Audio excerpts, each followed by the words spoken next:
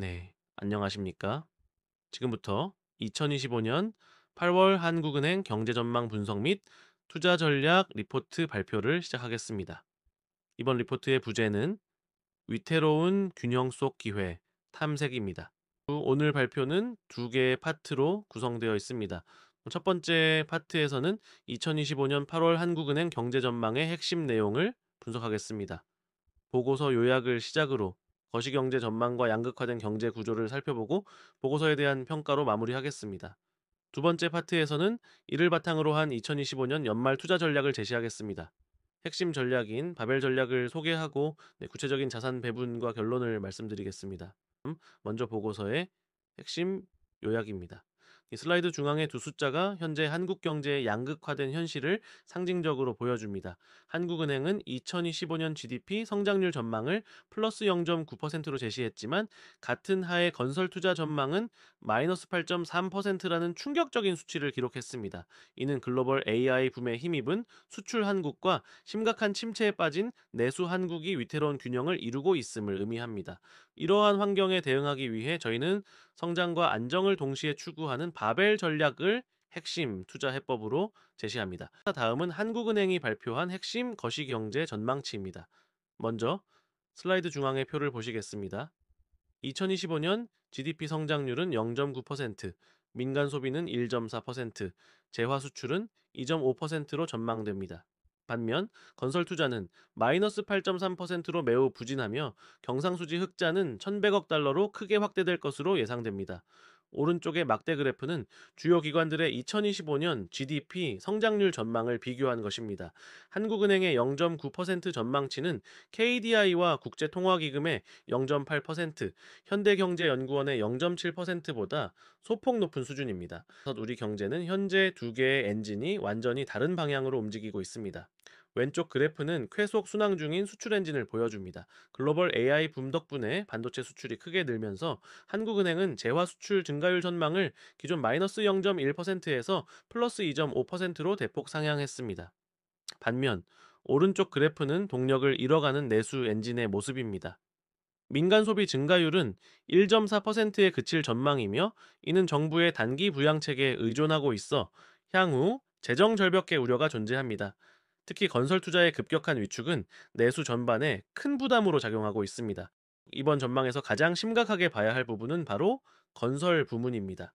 슬라이드 중앙에 보이는 마이너스 8.3%는 올해 건설 투자 전망치로 금융위기 이후 최악의 침체를 의미합니다. 이창용 한국은행 총재는 건설 부진이 없었다면 성장률이 2.1%에 달했을 것이라고 언급하며 그 충격의 크기를 설명했습니다. 이제 이 문제는 단순히 건설업에 그치지 않습니다.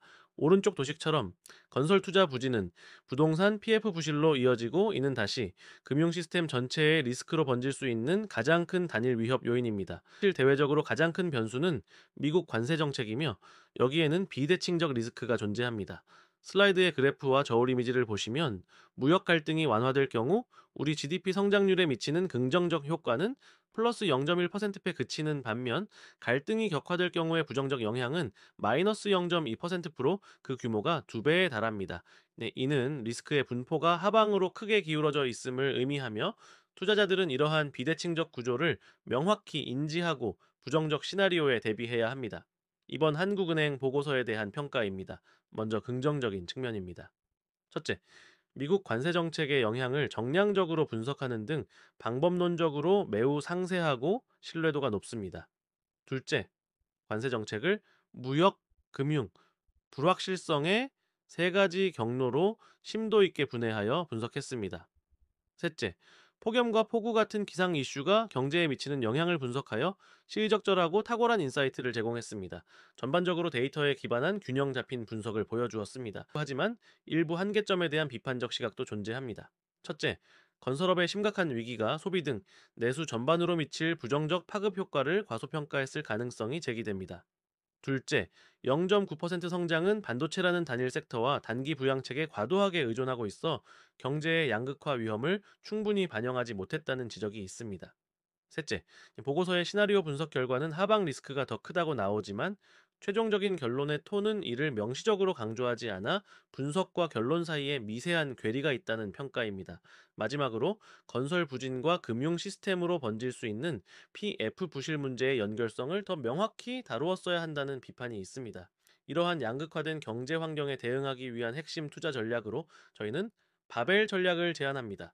슬라이드의 바벨 이미지처럼 포트폴리오의 양 끝단에 집중하는 전략입니다. 한쪽 끝에는 AI, 반도체 등 성장 엔진에 해당하는 자산을 담습니다. 다른 쪽 끝에는 통신, 유틸리티와 같은 방어적 핵심 자산을 배치하여 안정성을 확보합니다. 그리고 위험에 직접 노출된 건설, 일부 금융 등 공허한 중간 섹터는 회피하는 것이 이 전략의 핵심입니다. 바벨 전략에 따른 구체적인 자산 배분 예시입니다. 표를 보시면 포트폴리오의 40%는 성장 엔진인 반도체와 IT 하드웨어에, 다른 40%는 방어적 핵심인 통신과 유틸리티에 배분할 것을 추천합니다. 나머지 20%는 현금 및 금과 같은 해지 자산으로 구성하여 잠재적 리스크에 대비합니다. 회피 대상으로는 PF 위기와 내수 침체에 직접 노출된 건설, 건자재, 지방은행 등을 명시했습니다. 별도 주식 투자에 대한 상세 근거입니다. 먼저 비중 확대 대상은 반도체 및 AI 가치 사슬입니다.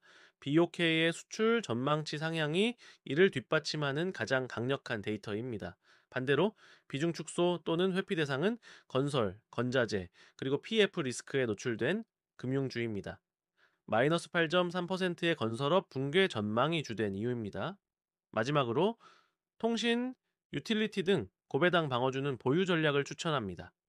금리 동결 가능성이 높은 불확실한 환경에서 안정적인 현금 흐름을 제공하며 거시경제 리스크로부터 상대적으로 자유롭기 때문입니다. 다음 채권 투자 전략입니다.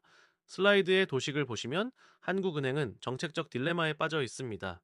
0.9%의 저성장은 금리 인하 압력으로 작용하지만 2.5%의 물가와 PF 리스크는 금리 동결 압력으로 작용합니다.